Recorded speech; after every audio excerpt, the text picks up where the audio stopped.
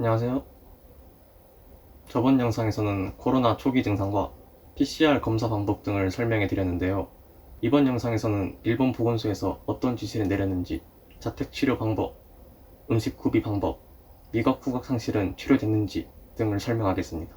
PCR 검사 후 양성 판정 시 보건소에서 전화가 옵니다. 보건소와 통화한 내용 들어보시죠. もしもし、はい。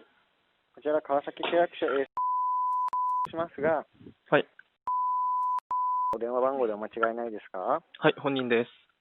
はい、ありがとうございます。すみません、もうご存知かと思うんですけれども、はい。さんが新型コロナウイルスの感染で陽性ということが出てしまったので、はい。はい、これでですね、さんは横浜市で間違いないですよね。はい。そうですよね。で、おそらくこれからですね、横浜市さんの方から、いろいろどういう行動をしたかとかっていう質問がいくんですけれども、いろいろ基本的な情報をお伺いしたいんですけれども、よろしいですか？はい。はい。 다음에는 요코하마시 보건소에서 전화가 왔습니다. 통화 내용은 코로나 증상 발생 시기, 현재 증상, 지병 중 당뇨, 합병증 위험은 없는지, 증상 발생 2일 전부터 현재까지 접촉자는 누구인지, 자택 치료, 숙박 치료 중 어떤 치료를 진행할지, 자택 숙박 요양 안내 지침서를 보낸다. 산소 포화도 검사기를 보낸다. 매일 전화로 몸 상태를 체크하겠다. 등 여러 설명을 했습니다. 자택 치료 중 먹을 음식이 없다고 보건소에 전하니 음식은 마스크 착용 후 다른 사람과 대화하지 않는 조건으로 외출 후 직접 구매 부탁한다고 했습니다. 통화 종료 후 체크리스트 메일을 받았습니다. 메일에는 접촉자의 이름, 생년월일, 연락처, 제가 다니는 회사의 담당자 연락처, 자택치료 설명이 적혀 있었습니다. 저는 자택치료를 진행하기로 하였고 직접 체온, 산소 포화도를 측정해서 보건소 전화가 오면 체온, 산소 포화도, 현재 몸 상태 등을 전달하였습니다. 산소 포화도 측정기는 이런 형태입니다.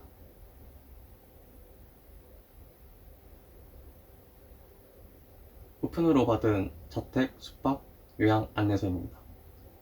안내서에는 자택, 숙박 치료 흐름, 숙박 치료 시 시설 안내, 숙박 치료 시 유의사항 등이 적혀 있습니다.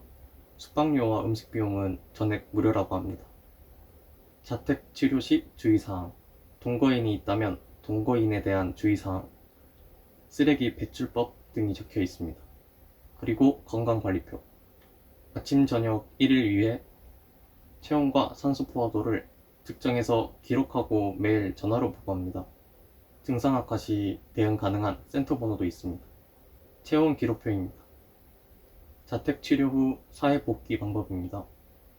10일간 자택 치료 기간 중 마지막 날 3일 전 기침, 발열 등 증상이 없는 경우 PCR 검사 진행하지 않고 치료는 끝난다고 합니다. 자택 치료 증명서 희망자가 있다면 증명서 발행도 가능하다고 합니다.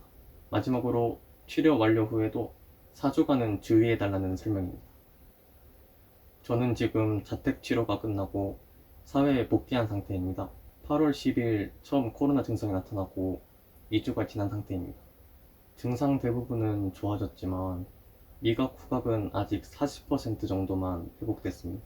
증상 발생일로부터 10일 정도 경과됐을 때 코에서 이상한 냄새가 느껴지면서 음식 맛이 조금씩 느껴지기 시작했습니다. 어떠한 음식을 먹어도 맛이 안 느껴져서 매일 스트레스였는데 정말 기뻤어요. 계속 회복되는 게 느껴집니다. 회복되는 시기는 사람마다 다르지만 저와 같은 증상인 사람들 꼭 회복된다는 생각을 가지고 시간이 약이다 라는 생각을 하면 될 것 같습니다. 제 회사에도 코로나로 후각, 미각을 상실한 사람이 있는데 회복까지 2개월 정도 걸린다고 했어요. 완치까지 시간이 꽤 걸릴 것 같아요. 마지막으로 코로나 조심하세요.